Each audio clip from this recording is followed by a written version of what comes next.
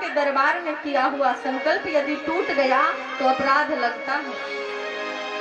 नहीं लेंगी? कहते लड़ाई चल रही है महीना भर ते बोल चाल बंद है, कहाँ प्रणाम करें हैं? डरती डरती एक आध ने हाथ उठाए दियो, बेचारी टेंशन में बैठी। प्रणाम करके तो देखो। एक बात बताऊं, प्रणाम करने से बहुत कुछ मिलता है। प्रणाम करने से इतना मिलता है कि मैं क्या बताऊं आपको, लेकिन आप लोगों की नजरों में अहमियत नहीं है। क्यों? क्योंकि झुकना नहीं चाहते भाई, प्रणाम तो झुक करके करना पड़ेगा। किसी बहन ने हमें ऐसा दिलासा नहीं दिलाया कि 2-4 तो कम से कम करने लग जाएं। हाथ उठा के बताओ ना कि हम आज से संकल्प करते हैं रोज प्रणाम करेंगे अपनी सासू मैया को और ससुर जी को। आप लोग नहीं करेंगे, डर लगता है। चलिए एक बार ताली इनके लिए तो बजा दो जिन्होंने आज संकल्प किया। अब मेरे भाइयों की बारी है, वो बताएंगे कि हम अपने माता पिता को प्रणाम करेंगे हाथ उठाकर। कोई नहीं उठा रहे, चलिए बहुत तो आप जोर से बजा दो, देखो कितनी संख्या में हाथ उठाए हैं। आप लोगों ने तो मेरी नाक कटवा डाली है। ऐसे मत करे करो मैयाओं, कछु मिलवे वारो है या शब्द ते या वजह ते मैं आपन को कह रही हूँ। नहीं मेरो का आज भी है यहाँ, कल चले जाएंगे, लेकिन अगर आपका जीवन सुधर गया तो यहाँ कथा करना हमारा सफल हो जाएगा। रोज बस कुछ अच्छा ही सिखाने का प्रयास करते हैं, कुछ अच्छा ही देने का प्रयास करते हैं, लेकिन अब आप मानो या ना मानो, बात मानो न मानो खुशी आपकी, हम मुसाफिर हैं कल अपने घर जाएंगे। राम का नाम लेकर जो तर जाएंगे वो अमर नाम दुनिया में कर जाएंगे। अगर अच्छा आचरण करोगे ना तो लोग कहेंगे अरे भाई बहू हो तो उसके जैसी हो और बेटा हो तो उसके जैसा हो। कैसा? जैसे हमारे सचिन भैया जो परीक्षित जी बने बैठे हैं ना, बड़े सीधे। तीनों भाइयों को हमने देखा पिताजी के सामने बैठ करके कोई दरबार नहीं करते और बदतमीजी से बात करना तो बहुत दूर की बात है। महाराज बेटे हो तो ऐसे होने चाहिए जैसे द्विवेदी जी के हैं। कितना सम्मान और भाई भाई में बड़ा प्रेम। तो लोग कहते हैं, हम तो भाई जाएंगे तो यही कहेंगे वहां हम गए थे और हमें उनका परिवार बहुत अच्छा लगा। हालांकि ये विपिन भाई तो हमारे साथ रहते हैं कई बार, तो हम इनको बस जानते थे, लेकिन जब इनका परिवार मिला तो हमें ऐसे लगा कि हमारा अपना परिवार मिला है। अच्छे आचरण करोगे लोग याद करेंगे। क्यों नहीं झुकते? क्योंकि हमारे जीवन में प्रणाम करने से क्या मिलता है? कुछ नहीं मिलता। अगर कोई कीमती वस्तु गिर जाए, अगर कीमत है प्रणाम करने की तो आप झुकोगे, जब है ही नहीं नजरों में तो क्यों झुकेंगे? और याद रखना सज्जनों, अगर आपकी कोई कीमती वस्तु नीचे जमीन में गिर जाती है तो आपको झुकना पड़ेगा उठाने के लिए। वो वस्तु आपके हाथ में अपने आप वापस नहीं आएगी। ये इतना अनमोल रतन है। इतना कहते हैं प्रणाम करने से आयुर्विद्या यशो बलम 4 चीज कभी कम नहीं होती है। लेकिन झुकते वही हैं जिनमें जान होती है। संतों को देख करके कोई कैसी भी स्थिति में होता है, जिसके अंदर प्रणाम करने से क्या मिलता है ये पता है, तो वो दौड़ करके कहीं भी हो, कैसी भी स्थिति में हो, दौड़ करके प्रणाम करेगा। क्यों? झुकता वही है जिसमें जान होती है, वरना अकड़न तो मुर्दे की भी पहचान होती है। मुर्दा भी अकड़ा होता है, अकड़े हुए आप नहीं अच्छे लगते, आप प्रणाम किया करिए।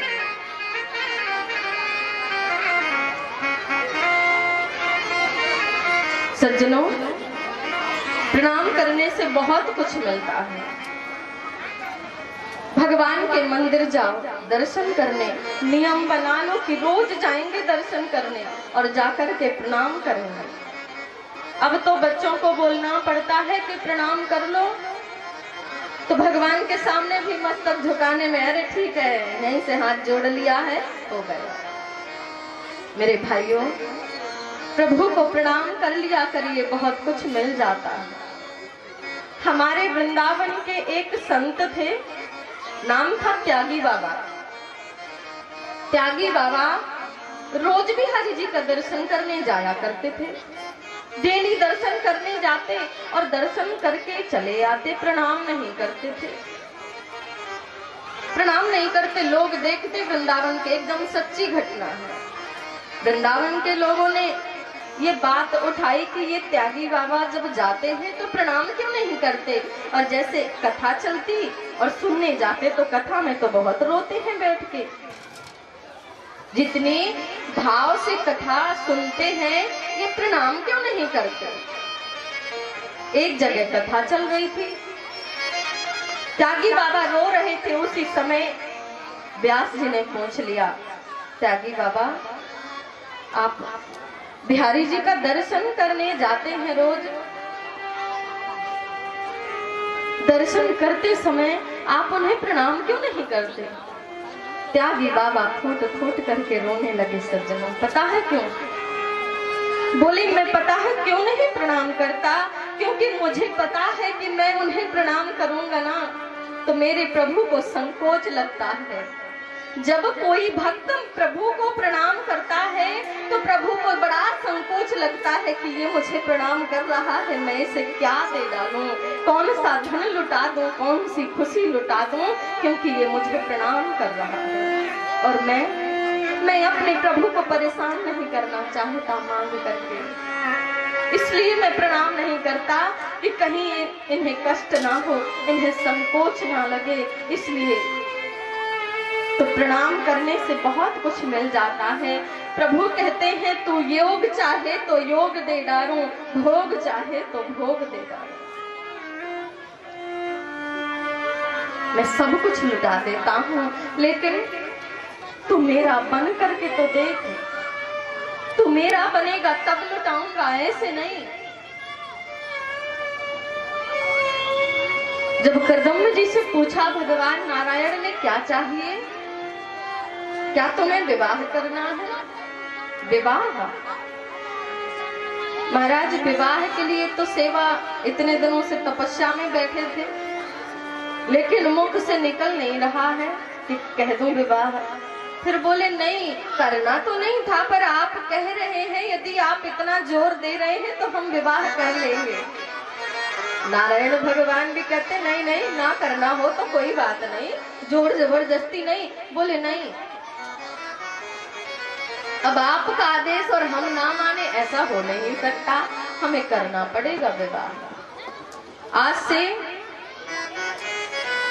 आज से ठीक तीसरे दिन स्वयंभू मनु और शत्रुपा आएंगे।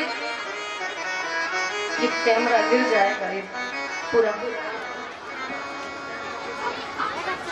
आए स्वयंभू मनु और शत्रुपा आकर के बेटी को साथ में लाए हैं। कर्दम्ब जी ने अपनी पर्ण कुटी में 3 आसन बिछाए। मैं देखूं भला मेरे हिसाब की ही पत्नी है, जिस तरह की मैं चाहता था उसी प्रकार है भला कि नहीं। परीक्षा लेने के लिए आसन बिछाया है। शत्रुपा अपनी बीच के पुत्र देहूति को लेकर के आई हैं। देहूति ने देखा मेरे होने वाले पति ने मेरे लिए आसन बिछाया है। अब बड़ा संकोच में पड़ गई, मैं क्या करूं, मैं क्या करूं। अगर मैं आसन में बैठ जाऊंगी तो मेरी माँ के द्वारा दिए हुए संस्कार ऐसे नहीं है। मेरी माँ ने सिखाया है बेटा, जब अपने से बड़े बैठे हो ना तो आसन में नहीं बैठना चाहिए, नीचे बैठना चाहिए। और अगर आसन में नहीं बैठती तो मेरे पति के दिए हुए आसन का अपमान होगा। मैं क्या करूं? आजकल का तो जमाना भाई बदल ही गया है।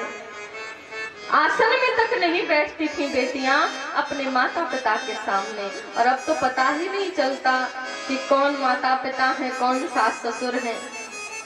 लेकिन ऐसी शिक्षा दी थी शत्रुपा ने अपनी बेटी को। देखा, बैठी सही जमीन पर, देहूती जमीन में बैठ गई और अपना हाथ रख लिया आसन में। क्यों? क्योंकि मेरे माँ के द्वारा दिए हुए संस्कारों का भी सम्मान हो गया और मेरे पति के द्वारा दिया हुआ आसन का भी मैंने मान रख लिया, हाथ रख लिया, मानो मुझे स्वीकार हो गया। देख करके इतने प्रसन्न हो गए, ये मेरे पत्नी बनने योग्य है, बड़ी सुशील है, सुंदर है, मैं ऐसी ही पत्नी चाहता था। विवाह हुआ है, खूब धन धान्य देकर के विदाई करने लग जाती हैं। बेटी अब तो जा रही है पराए घर, लेकिन जो मैंने तुम्हें सिखाया है तुम्हें वही करना होगा। क्या सिखाया है शत्रुपा ने अपनी बेटी को? वो आप सबके लिए, मेरी जितनी बहनें यहाँ बैठी हैं सबके लिए ये बड़ी सुंदर सीख दी है शत्रुपा ने। मानिए दुलारी मेरा कहना, इस भांति रहना जाके ससुराल में। मानिए दुलारी मेरा कहना, इस भांति रहना जाके ससुराल में। मानिए दुलारी मेरा कहना, इस भांति रहना जाके ससुराल में।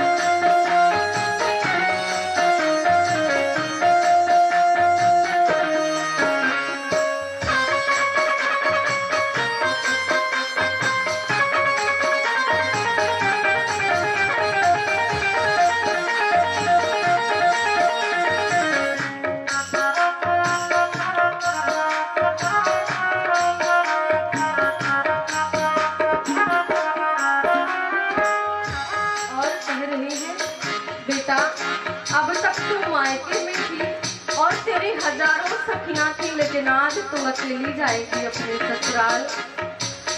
छोड़ के चली है बेटी बाबुल का अंगना, छोड़ के चली है बेटी बाबुल का अंगना। संग की सहेली कोई जाए तेरे संग ना, संग की सहेली कोई जाए तेरे संग ना। अपने घर की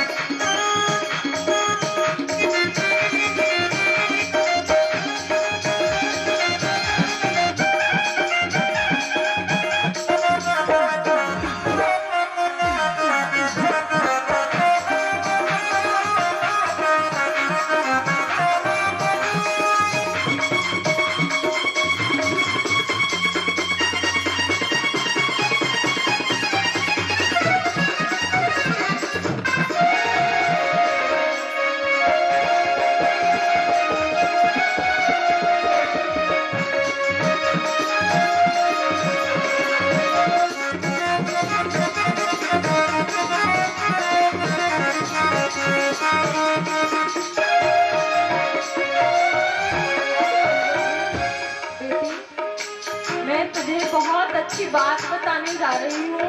अगर तो उसका पालन करेगी ना तो जीवन में कभी तो दुख नहीं पा सकती। और सभी माताओं से, सभी बहनों से मैं भी कहना चाहूँ, ओ माता के समान अपनी सासू जी को मानना, माता के समान अपनी सासू जी को मानना, पिता के समान अपने ससुर जी को जानना, पिता के समान अपनी ससुर जी को जानना, जेठानी का आदर करना, जेठानी का आदर करना, देवरानी को प्रेम करना, देवरानी को प्रेम करना, ननद को समझना, अपनी कहना, इस भांति रहना, ननद को समझना, अपनी कहना, इस भांति रहना, जाके ससुराल में। सब कुछ पड़ेगा मेरी रहना, इस भांति रहना, जाके ससुराल अब तो सुनो मेरी कहना, इस भांति रहना, जाके ससुराल में।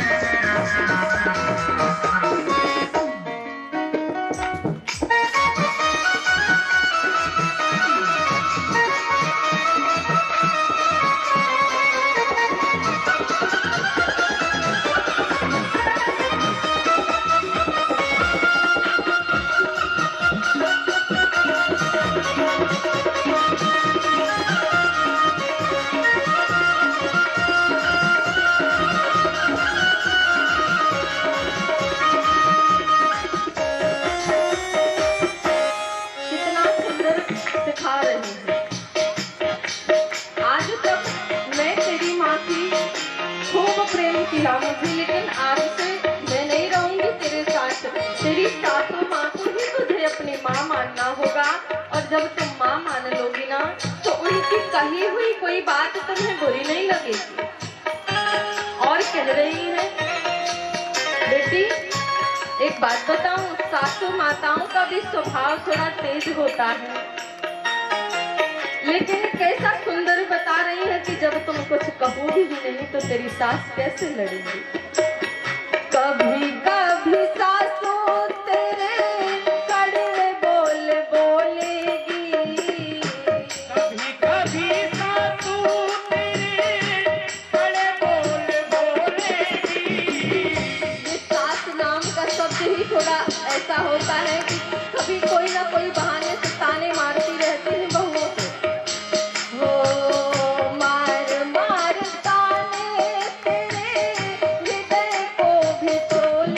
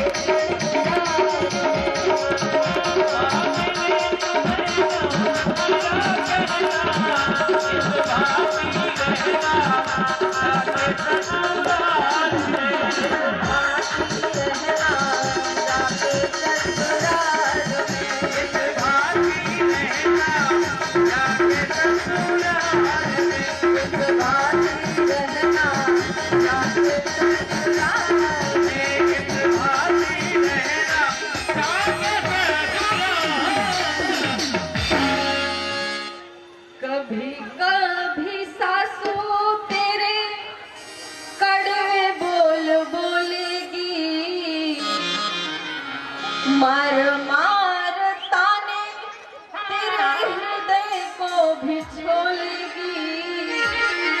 बहनों, एक बात कहूँ सासू माताओं, जिनकी बहुएं हैं, सबसे कहना चाहूंगी, आप प्रयास करना कि आप अपनी बेटी मानो। बेटी सबके होती हैं और जिनके नहीं भी हैं वो समझें कि ये अपना घर परिवार छोड़ करके आज हमारे यहाँ आई है, हमारे नए नए तौर तरीकों को अपना रही है, अपना सब कुछ छोड़ दिया। तो प्रयास करना कि हम अपनी बेटी की तरह, भले ही बेटी को कभी आप कुछ कह दे, लेकिन अपनी बहुओं को खूब प्रेम देना। आप कौशल्या बनने का प्रयास करेंगी तो ये बेटियां इतनी बुरी नहीं, ना समझ होती हैं, ना समझ होती हैं, गलतियां करती हैं, लेकिन इतनी बुरी नहीं। ये भी सीता बनने का प्रयास जरूर करेंगी, लेकिन आपको प्रेम देना होगा, स्नेह देना होगा। क्यों? क्योंकि आपकी बेटी कहीं किसी और के घर में है। बेटी को यदि कोई कुछ कह देता है तो आप गाली देने की बात कहते हैं। कई माताओं को हमने देखा है कि फोन से बात करती है, हर समय छोटी छोटी खबर लेती है। बेटा तुम बर्तन बिल्कुल मत धोना ऐसी ठंड में। क्यों? अरे मैंने 8 लाख रुपए बर्तन धुलवाए के टाइम थोड़ी दी होंगे हैं। छोटी छोटी बात, जो भी बहू अपने मायके में दिन भर फोन से लगी रहे, भले बुरी तो है ये बात, घर में बहुत माताएं गाली भी देंगी, लेकिन कड़वी है और सच कड़वा होता है। जिस घर में हर समय फोन चलता रहे, मायके वालों का प्रवेश ज्यादा हो जाए, उस घर को टूटने में बिल्कुल समय नहीं लगना है। निश्चित घर बिखर जाएगा और 2 चूल्हे होने में बिल्कुल समय नहीं लगना। पूरा मायके वालों का सपोर्ट। आजकल महाराज दहेज में गैस चूल्हा भी दिया जाता है।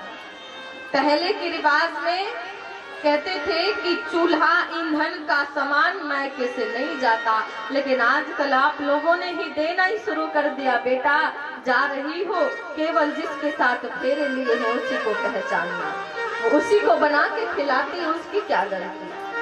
आपको सिखाना होगा। अगर तुम अपनी सास को माँ समझ लोगी ना, तो माँ हमारी खूब डांट देती है। अरे बेटी गलती करती है तो माँ थप्पड़ भी लगा देती है, तो सासू माँ की कही हुई छोटी बात हमें इतनी बुरी क्यों लगती है? कोई बात नहीं है।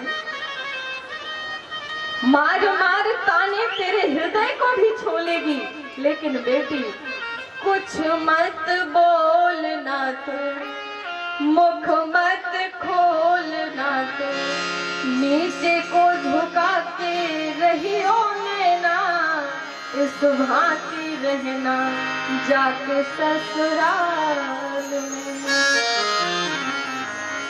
अपनी मस्ती में रंगे रहो। सासू माँ अगर तेज है कि ज्यादा ही पीछे पड़वे वाली है तो ध्यान ही मत दो। क्या जिस समय वो झगड़ा कर रही हो, तुम ते कछु कह रही हो, बात समय राधा राधा राधा और जोर जोर से चिल्लाए भी लग जाओ राधा राधा, उनका भी गुस्सा शांत और आपका भी गुस्सा शांत। लड़ाई झगड़े की कोई बात ही नहीं, लेकिन हाँ मन में संतोष और अपनापन, ससुराल के प्रति अपनापन लाना होगा।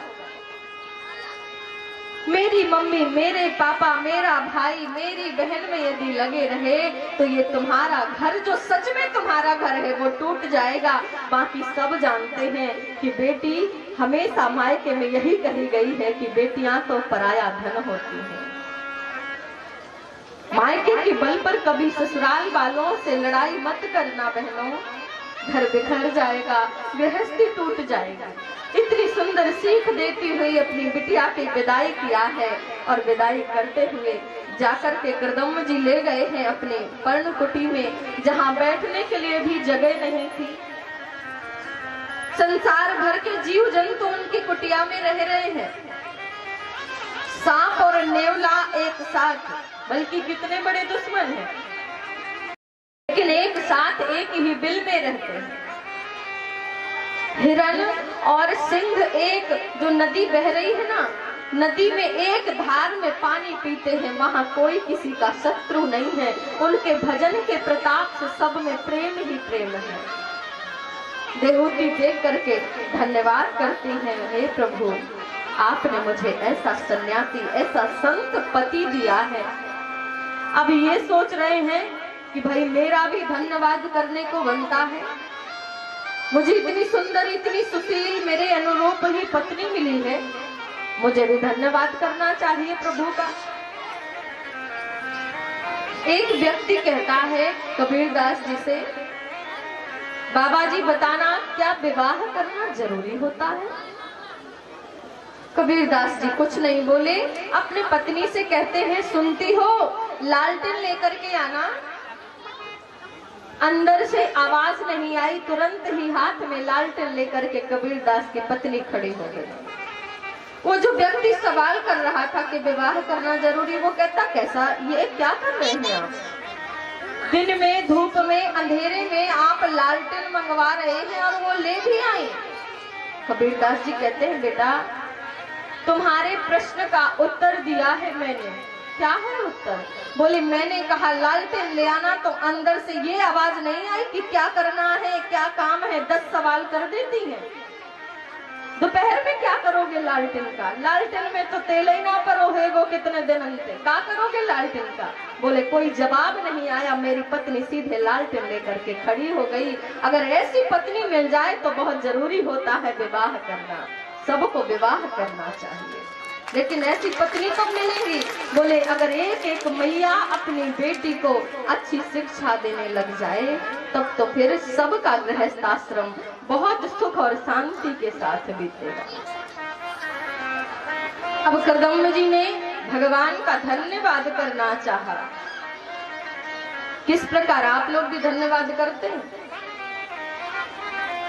आपने मांगा कि भगवान हमें ये चीज दे दो, पूरी हो जाएगी तो लड्डू चढ़ाएंगे, हैं भोले बाबा में प्रसाद चढ़ाएंगे। पूरी हो गई तो महाराज फिर तो प्रसाद तो चढ़ाएंगे, लेकिन केक कटेगा, पार्टी होगी, भगवान का धन्यवाद कोई नहीं करता बैठ करके कि 2 मिनट नेत्र बंद करके, हे प्रभु आपने मेरा ये बिगड़ता हुआ काम कैसे संवार दिया है, मैं हृदय से आपका धन्यवाद करता हूँ। कभी नहीं कहते मुझे तूने दाता बहुत कुछ दिया है, तेरा शुक्रिया है, तेरा शुक्रिया है, कभी नहीं कोई कहता। धन्यवाद करना चाहिए। एक बार सभी लोग दोनों हाथ उठाकर बोलिए श्री बांके बिहारी लाल की।